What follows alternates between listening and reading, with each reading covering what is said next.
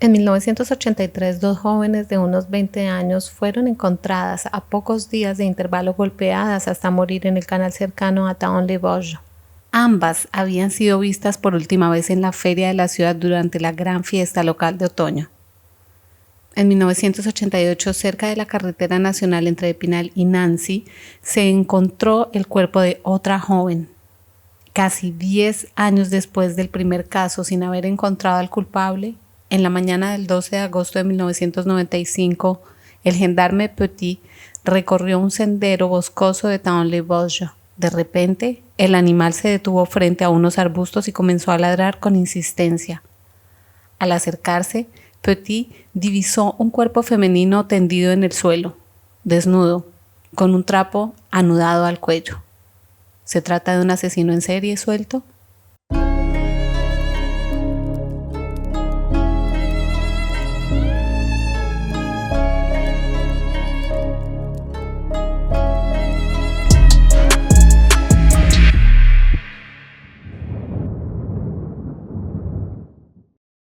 Bonjour, querido espectador de Crónicas Criminales, soy Miss Crim y en esta ocasión expondré un caso real que desafía la imaginación. Descubre conmigo los detalles más oscuros del caso de Valérie Bechtel. Todo comienza en un hermoso día de verano, el 12 de agosto de 1991. Hace buen tiempo y los rayos del sol se filtran a través de las ramas de los árboles de un pequeño bosque vosgiano cerca de Tain-les-Vosges. En este comienzo de la tarde, el gendarme Petit, que se encontraba de vacaciones ese día, paseaba a su perro por el sendero principal del bosque. En esta época de vacaciones, los encuentros son escasos y el perro, liberado de la correa, aprovecha para explorar los matorrales sin alejarse demasiado de su dueño. Tras unos minutos de paseo, el hombre ve al animal con la cabeza metida bajo un arbusto en un pequeño desagüe que bordea el camino asfaltado. El gendarme se acerca a su perro y entonces observa una extraña forma, clara y extendida en el fondo del desagüe. Petit se acerca, aleja a su perro tirando la correa y luego aparta las ramas del arbusto, lo que lo deja sin palabras. Es un cadáver, el de una joven desnuda que yace de lado, con un trapo atado alrededor del cuello. El gendarme alerta rápidamente a sus colegas, quienes llegan al lugar acompañados de un médico forense. Muy pronto son alcanzados por los gendarmes de la sección de investigación de Nancy y la brigada de investigación de Epinal. La prensa, informada rápidamente de este macabro descubrimiento, no tarda en unirse a la escena. Los primeros análisis del médico forense realizados en el lugar revelan que la víctima habría muerto hace aproximadamente 2 horas.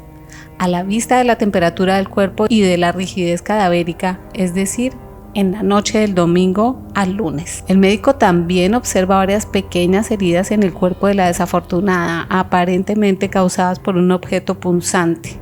En total, se han infligido cerca de 50 picaduras a la joven. Lo que el médico forense puede deducir directamente es que estas lesiones se realizaron post-mortem. Las pistas son muy escasas. Aparte del trapo y una huella de neumático encontrada en un camino cercano, nada parece conducir hacia el sospechoso y no hay forma de identificar a la víctima. El único signo distintivo es un tatuaje detrás de la oreja. Así comienza este nuevo caso criminal que la prensa revela al día siguiente en el periódico local. Un caso que despierta malos recuerdos en la región. 3 años antes, en esa misma parcela de terreno cerca de la carretera nacional entre Epinal y Nancy, ya se había encontrado el cuerpo de otra joven. La investigación nunca llegó a nada y el asesino sigue siendo, hasta hoy, indetectable. En 1983, 8 años antes, esta vez 2 jóvenes, también de unos 20 años, fueron encontradas a pocos días de intervalo golpeadas hasta morir en el canal cercano a Tain-les-Vosges. Originarias de Epinal, ambas habían sido vistas por última vez en la feria de la ciudad durante la gran fiesta local de otoño. Pero una vez más, la justicia nunca logró encontrar al asesino, lo que aumentó la psicosis en la región. Psicosis que alcanzaría su apogeo en un año después con el caso criminal y mediático del asesinato del pequeño Gregory, que nuevamente puso en jaque a la gendarmería vosgiana. Fue un fiasco judicial y mediático dramático que aún planea como un fantasma sobre la región cuando se descubre el cuerpo de la joven desconocida en los bosques de Downe-les-Vosges. Los gendarmes no tienen derecho a cometer errores, de ello depende su reputación y la de la justicia. Cuando se lleva al Instituto Médico Legal de Estrasburgo, la autopsia de la desconocida de los bosques comienza. El médico forense nota la presencia de diversas heridas cutáneas provocadas después de la muerte, causadas por un objeto de tipo pincho de carne, así como la presencia en pequeña cantidad de alcohol y cannabis en la sangre de la víctima. Sin embargo, no hay rastros de violación ni signos de agresión sexual. Otra información que parece relevante en este momento es que el médico también informa, tras analizar el contenido estomacal, que el estómago de la joven contenía restos de comida china. Todavía no hay pistas serias y sobre todo no hay idea de la identidad de la víctima. Es entonces cuando Christine Bechel se presenta en la gendarmería de Thaon. La joven viene a informar sobre la desaparición de su hermana menor, Valérie, desde hace 2 días. El domingo 11 de agosto de 1991, Christine y su marido llegan a casa de los padres de la joven en el pequeño pueblo de Chablot, a 15 kilómetros de Epinal, donde también está Valérie. El señor y la señora Bechler están de vacaciones en España y Valérie está sola en casa con su vehículo aparcado en el terreno como de costumbre. Al acercarse a la entrada, la pareja descubre que uno de los cristales de la puerta del garaje está roto. Una vez adentro, no hay rastro de Valérie. El salón parece haber sido desordenado y la puerta del frigorífico y la de la puerta-ventana del comedor están completamente abiertas. Sin entender lo que ha pasado, Christine imagina que su hermana se ha quedado a dormir sin avisar después de haber salido de fiesta con su grupo habitual de amigos. Mientras su marido guarda el coche de Valérie en el garaje, Christine nota 2 cosas. Primero, el videocassette que normalmente está en el mueble de la televisión ha desaparecido, lo que es extraño. Pero sobre todo, también descubre manchas de sangre en la alfombra del salón. Al día siguiente, el lunes, al enterarse de que su hermana no ha ido a trabajar, Christine acude a la gendarmería para hacer una denuncia de desaparición. En ese momento, los investigadores se ven impactados por la semejanza de Christine con la desconocida encontrada muerta en el bosque. Ahora saben cuál es la identidad de la víctima. Se llama Valérie Bechler. Los gendarmes se apresuran a elaborar el último horario conocido de Valérie antes de su muerte. El sábado por la tarde, Valérie estuvo en casa de su amigo Christophe, que también vive en Chablot. Luego se dirigieron a Epinal a bordo del coche de Christophe y se sentaron a la mesa de un restaurante chino aproximadamente a las 7 de la noche. Alrededor de las 10:30 de la noche, los 2 jóvenes hicieron una parada en un bar de un pueblo cercano para tomar una última copa antes de regresar a casa de Christophe hacia la 1:30 de la mañana. En este momento, Valérie retoma su coche y regresa a casa de sus padres alrededor de las 2 de la mañana. Tras la investigación, todo lo que dijo su amigo Christophe resulta ser fiable. El trayecto en coche hacia Epinal, el restaurante chino, el bar. Hablando del restaurante chino, durante la autopsia de Valérie se reveló que su estómago estaba lleno de restos de comida china, lo que prueba que la última comida de la joven fue esa misma noche del sábado. Tras un segundo análisis, el forense revisa sus resultados y confirma que la muerte de Valérie ocurrió aproximadamente 40 horas antes, es decir, en la noche del sábado al domingo. Las primeras piezas del rompecabezas comienzan a encajar. De regreso a casa, los padres de Valérie están devastados. No se imaginaban que al irse de vacaciones ese día nunca volverían a ver a su hija. Todo el pueblo llora la muerte de la joven. Los vecinos se preguntan quién podría haberle hecho daño a Valérie. En un primer momento, los gendarmes deciden interrogar a la hermana de Valérie, así como a su marido, quienes fueron los que descubrieron las manchas de sangre y de arrastre en la casa, así como el robo del videocassette. Tras una leve sospecha sobre el cuñado, este es rápidamente descartado gracias a coartada sólida. El 18 de agosto son muchos los que acuden a la pequeña iglesia de Chablot para despedirse de Valérie.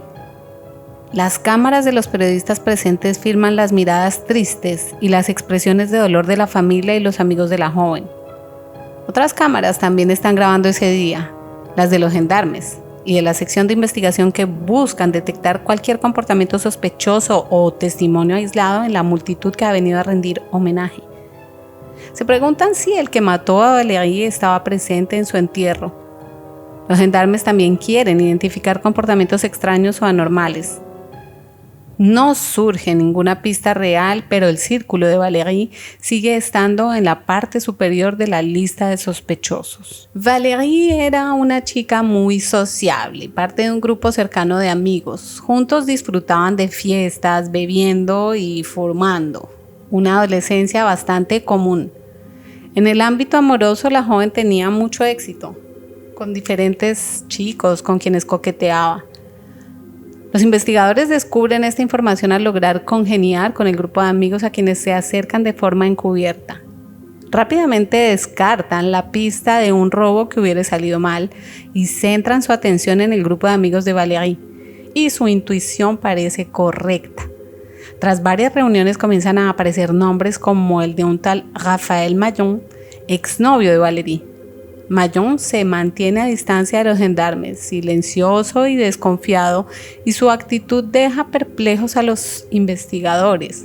No tiene una verdadera coartada para la noche del asesinato y además, Maillon ya tiene un historial delictivo. Acaba de salir de 6 meses de prisión por tráfico de estupefacientes y había retomado el contacto con Valérie unos días antes de su muerte. El joven se muestra cada vez más curioso y comienza a hacer preguntas a los gendarmes sobre el avance de la investigación. El otro nombre que suele oírse entre los gendarmes es el de Jean Belot, apodado La Rana. A diferencia de Maillon, Belot se pone rápidamente a disposición de los investigadores, incluso demasiado. Según el grupo de amigos, Belot, que solía ser jovial, se ha vuelto más frío y extraño desde la muerte de Valérie. La noche del asesinato, Jean Belot no se unió a sus amigos en el estadio como estaba previsto. Dice haber ido a una discoteca antes de regresar a casa alrededor de las 2 de la mañana. Maillon y Belot son amigos desde hace mucho tiempo, un verdadero dúo inseparable. Uno es alto y carismático y el otro es un verdadero seguidor. Han crecido juntos y han hecho muchas travesuras. Belot, un poco más joven, siempre ha visto a Maillon como un tipo de hermano mayor al que admira. Sin embargo, Belot también tiene algunos antecedentes penales. Su mayor delito fue un robo de tarjeta bancaria. Pero, extrañamente, desde el descubrimiento del cuerpo de Valérie, estos dos ya no parecen estar tan cerca. Incluso se evitan. Es entonces cuando Maillon comienza a hablar durante una reunión a solas con el gendarme a cargo del caso. El joven dice saber un poco más sobre el robo del videocassette y menciona un nombre, Belot. Sus explicaciones son vagas y torpes, pero Maillon, en voz baja, afirma que Belot intentaba conseguir el videocassette para poder revenderlo. Sin embargo, en lo que respecta al asesinato, se declara inocente. Afirma que esa noche estaba en casa de su hermana, donde se ha alojado desde hace poco. Para tener la certeza, los investigadores deciden interrogar por separado a Belot y Maillon, que son colocados en custodia. Los dos chicos se encuentran en la gendarmería sin ser informados de la presencia del otro. Los interrogatorios comienzan. En el caso de Belot, el joven sostiene que estuvo en una discoteca hasta las 5 de la mañana. Pero tras la investigación, los gendarmes descubren que regresó a casa alrededor de las 2. Ante esa presión, Belot cede fácilmente y confiesa haber estado involucrado en el robo del videocassette. Incluso afirma que participó con Maillon, quien en realidad era el cerebro del plan. Belot se siente más relajado y explica con cierta seguridad que fue a buscar a Maillon a su casa alrededor de las 3 de la mañana para luego dirigirse frente a la casa de Bechtel. Allí dice haber permanecido en el coche, dejando a Maillon entrar en la casa para robar el objeto deseado. Después de unos 10 minutos, afirma haber escuchado un grito de una mujer proveniente de la casa. Asustado, se marchó rápidamente. Por su parte, Maillon, siempre medido, repite lo que dijo a los gendarmes durante su entrevista privada. Para que proporcione más información, sabiendo que su amigo Belot lo acusa, se mantiene extrañamente calmado y se niega a ceder. Es inocente. y Belo está mintiendo. Sin embargo, al hablar, Belo cambia su versión y revela con detalles el desarrollo de los hechos. Al llegar al lugar, los dos chicos entraron por el garaje rompiendo uno de los cristales de la puerta. Así fue como Valérie había procedido una vez para entrar en su casa cuando volvió sin sus llaves. Conociendo el lugar, entraron en la casa y para no llamar demasiado la atención, Mayón abrió la puerta del frigorífico como si fuera una luz. Mientras Belo se encargaba del videocassette, Mayón subió al piso donde estaba la habitación de Valérie y fue entonces cuando escuchó a la joven gritar. Belo subió también y encontró a Mayón discutiendo violentamente con Valérie. Incluso le habría dado una bofetada. No logró calmar a su compañero. Belo decidió finalmente irse, llevándose el videocassette. Por su parte, Mayón sigue defendiendo su versión y acusa a Belo de mentira, afirmando que no estuvo en casa de los Bechtel esa noche. Sin embargo, su versión cambia poco a poco.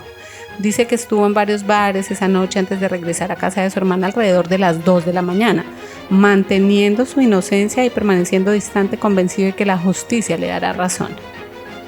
Aún en custodia, el interrogatorio de Belo se reanuda al día siguiente y su discurso se vuelve más preciso.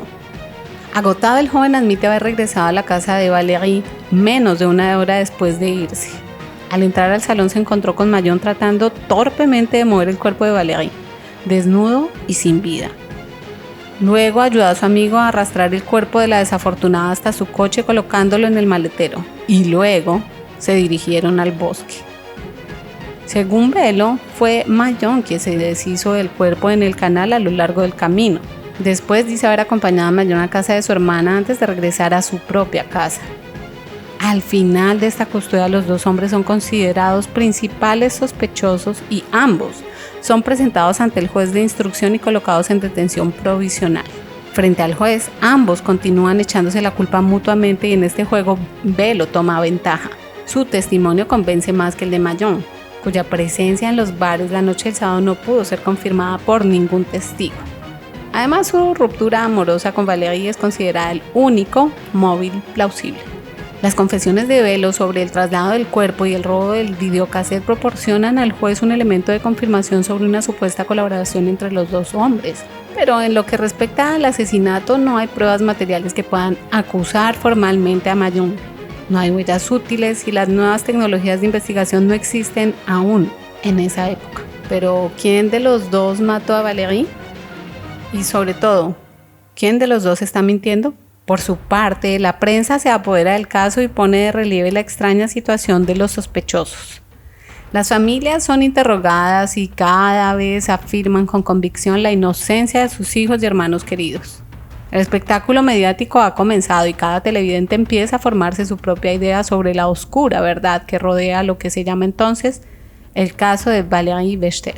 Para obtener una visión más precisa del desarrollo del drama, se solicita una reconstrucción por parte del juez de instrucción. Así comienza una verdadera puesta en escena morbosa que solo Belo acepta recrear. Mayón, convencido de su inocencia y de no haber estado presente en la escena del crimen, se niega a participar en el ejercicio y se mantiene al margen. La gendarmería sirve como una especie de doble. Cuidadosamente dirigido por Belo, quien bastante cómodo participa activamente y expone su versión de los hechos con gestos seguros y minuciosos. Sin embargo, en lo que respecta al asesinato y al abandono del cuerpo en el bosque, no se lleva a cabo ninguna reconstrucción, ya que ambos hombres niegan haber participado. Es la primera vez que los dos chicos se encuentran y cada uno evita la mirada del otro. Si Belo parece convencer una vez más al juez, no se ha obtenido ninguna prueba real de esta reconstrucción. Luego se organiza una confrontación en la oficina del juez de instrucción donde ambos campamentos están preparados para un verdadero enfrentamiento. Se espera finalmente conocer el desenlace del caso y se teme incluso un arrebato violento por parte de Mayón, cuya defensa ha sido hasta ahora tambaleante. Pero contra todo pronóstico es Belo quien toma el control una vez más. Una vez más se repite el mismo escenario durante 7 horas. Belo carga contra Mayón, quien se lo aguanta, rehusando pelear, pensando que la justicia eventualmente lo absolverá.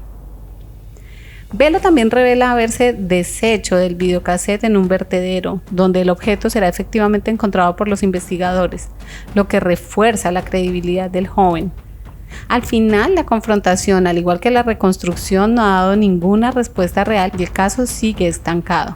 La investigación sobre la muerte de Valérie Bechtel sigue generando discusión y la presión aumenta tanto sobre los investigadores como sobre las familias implicadas. Con el testimonio de Claude López, el caso toma un nuevo giro, pero la situación sigue siendo compleja. Mientras Mayon mantiene su inocencia frente a las acusaciones, la reapertura del caso despierta nuevas esperanzas para la familia Bechtel.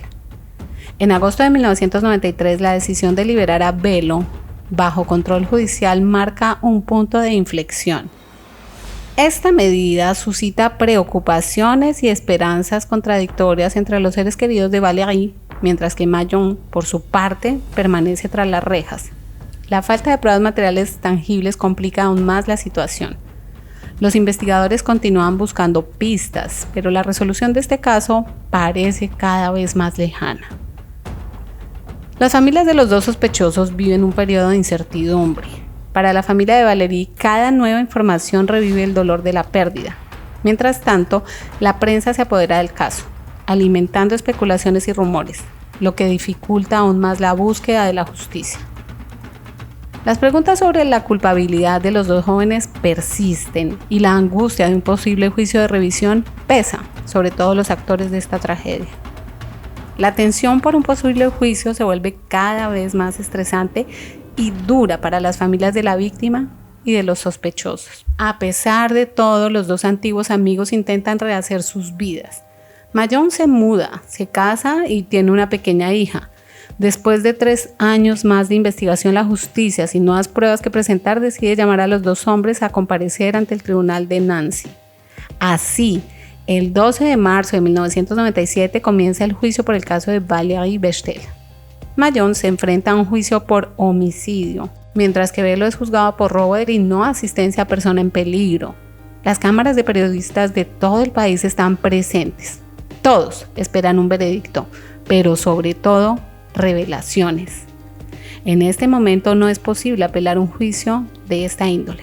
Para Mayon esta es su última oportunidad. Según la ley, se entrega como prisionero un día antes del juicio.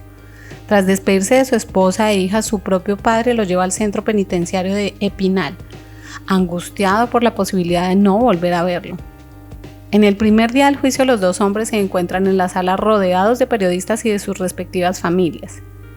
Los padres de Valérie y su hermana están allí, afligidos pero unidos, esperando por fin conocer la verdad sobre la muerte de su hija. Desde el principio, tanto los jurados como el resto de la audiencia notan una gran diferencia en el tratamiento de los dos acusados. Mayon aparece esposado y escoltado por 2 gendarmes, mientras que Velo se presenta libre con las manos en los bolsillos al lado de su abogado. Un detalle que podría influir en los jurados desde el inicio. Durante 3 días, los abogados de Velo y de Mayon argumentan, pero debido a la evidente falta de pruebas materiales, es una batalla de palabras.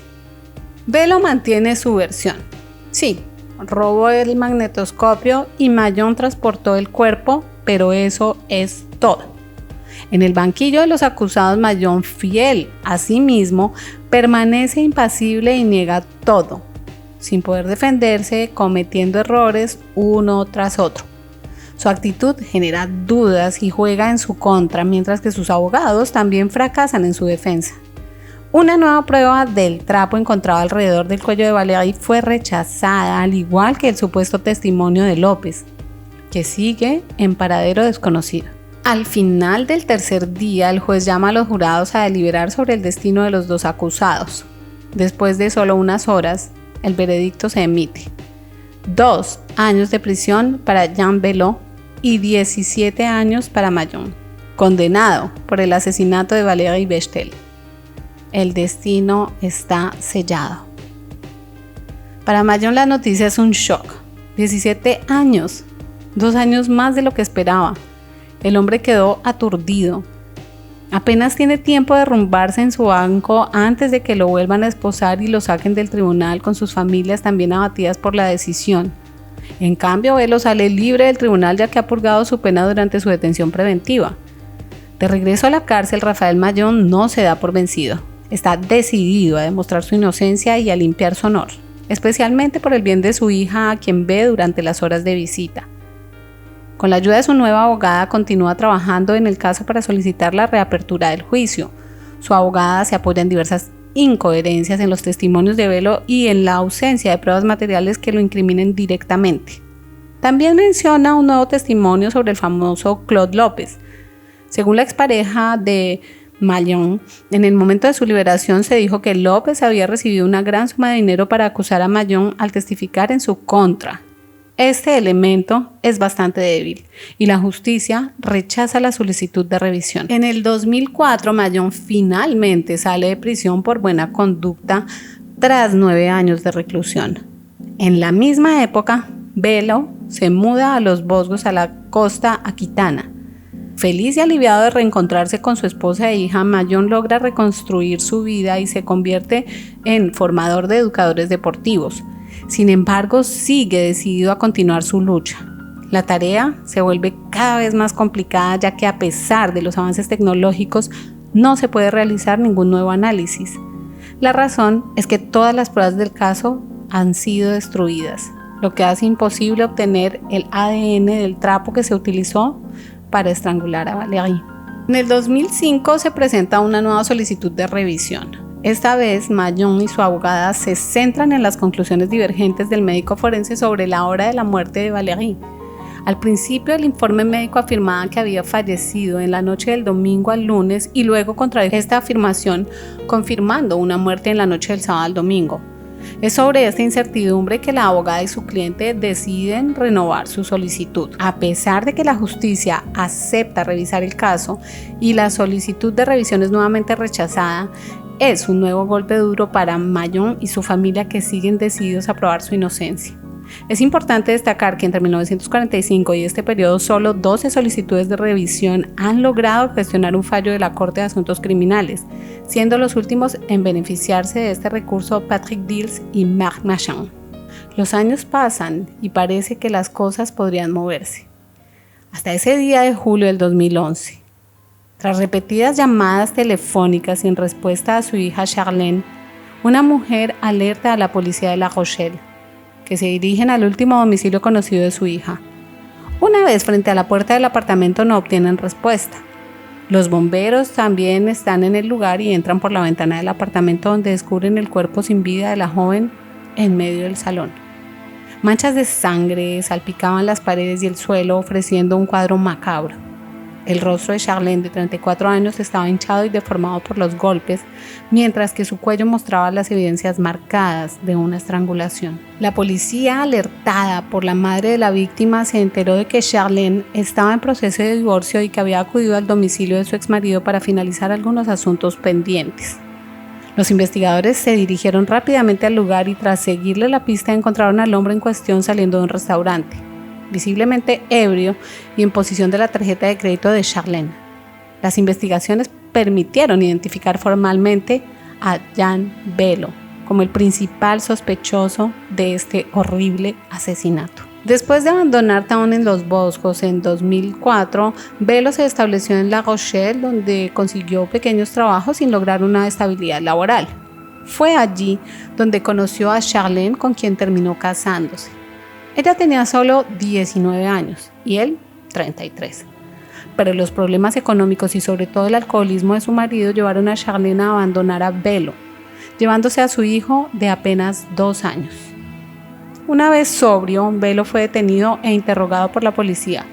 Confesó haber tenido una fuerte discusión con Charlene a causa de problemas de dinero. Belo ya estaba ebrio cuando comenzó la pelea y cuando Charlene, exasperada, le confesó que tenía otra persona en su vida. El hombre perdió los estribos y se abalanzó sobre ella, golpeándola brutalmente antes de estrangularla con una toalla. El modus operandi recuerda de forma inquietante el asesinato de Valérie Berchtel, 20 años antes. Casi en la misma fecha, en aquel entonces, la víctima también fue estrangulada, pero con un trapo. Al día siguiente, la noticia copó los titulares Jean Bello volvía a ser el centro de atención en un nuevo caso criminal, causando un verdadero terremoto mediático. Esta revelación ponía en duda el veredicto del juicio de Mayón y suscitaba interrogantes sobre un posible error judicial. Convencida de poder finalmente absolver a su cliente, la abogada presentó una nueva solicitud de revisión. Desde junio del 2014, la ley sobre revisión de condenas penales se había flexibilizado, permitiendo ahora a los demandantes solicitar una reevaluación de una sentencia siempre que se presentaran nuevos elementos que pudieran generar una duda razonable. En esta ocasión, la solicitud fue aceptada y el caso se reabrió. El 8 de octubre del 2014 comenzó el juicio de Jean Bello por el asesinato de su esposa. Todo recordaba el caso de Bechtel. El perfil de la víctima, el modus operandi, la sombra de Valéry planeaba sobre la sala del tribunal. Las comparaciones se sucedían, reavivando las hipótesis sobre una posible inocencia de Mayón. Varios expertos testificaron trazando un inquietante perfil psicológico de Bello, una personalidad perversa, violenta y manipuladora. Sin embargo, el acusado permaneció impasible, alegando un crimen pasional no premeditado. Un arrebato. ¿Intentaba manipular al tribunal como quizá lo había hecho 20 años antes? Pero esta vez, Bello no lograría su objetivo. Tras deliberar, los jurados lo declararon culpable del asesinato de Charlene y lo condenaron a 25 años de prisión. Con una mezcla de esperanza y determinación, Mayón, acompañado de su abogado, cruzó las puertas del Palacio de Justicia de Nancy. Ese día, la Corte de Casación debía emitir su veredicto sobre la posibilidad de reabrir el caso de Bechtel y rehabilitar a su cliente. Bajo los objetivos de las cámaras, el hombre que llevaba 24 años luchando para demostrar su inocencia reiteró su petición. Con voz firme, expresó su esperanza de que finalmente la justicia prevaleciera. «Estoy convencido de que la verdad saldrá a la luz», declaró con la mirada fija en el futuro. Para Mayón, esta audiencia representaba el clímax de muchos años de lucha. Esperaba que los nuevos elementos aportados al caso permitieran disipar todas las dudas y demostrar el error judicial del que había sido víctima. El veredicto cayó como una losa. Contra todo pronóstico, la Corte de Casación decidió no reabrir el caso Bechtel. Para Mayón y sus seres queridos fue un golpe devastador. La esperanza, por mínima que fuera, se desvaneció en segundos. Derrotado, el acusado abandonó el tribunal con el rostro marcado por la desolación. Fue su abogada quien, con voz firme, se hizo portavoz de la defensa. «La búsqueda de la verdad continúa», afirmó, decidida a no rendirse. Anunció su intención de recurrir a la Corte Europea de Derechos Humanos como último recurso. Por su parte, la familia de Valéry Bechtel sintió un gran alivio. Siguen convencidos de la culpabilidad de Raphaël Mayón y celebran esta decisión judicial. El caso Bechtel sigue siendo una incógnita. A pesar de este nuevo revés, muchas preguntas permanecen sin respuesta. La duda sigue pesando sobre este caso, alimentada por los secretos que aún podrían estar ocultos y por la reticencia de la justicia a cuestionar una condena tan antigua. Por ahora, Raphaël Mayón sigue siendo considerado por la ley como el asesino de Valéry Bechtel. El caso de Valéry Bechtel es un laberinto de dudas y un posible error judicial que aún resuena, manteniendo a Raphaël Mayón como culpable a pesar de las controversias y el impactante segundo crimen de Jean Bello. Tras conocer los detalles y la persistencia de las preguntas sin respuesta, ¿cuál es tu reflexión? Comparte tu opinión sobre este enigma que desafía la justicia. Y no olvides que detrás de cada crimen hay una cara, una historia, una vida perdida.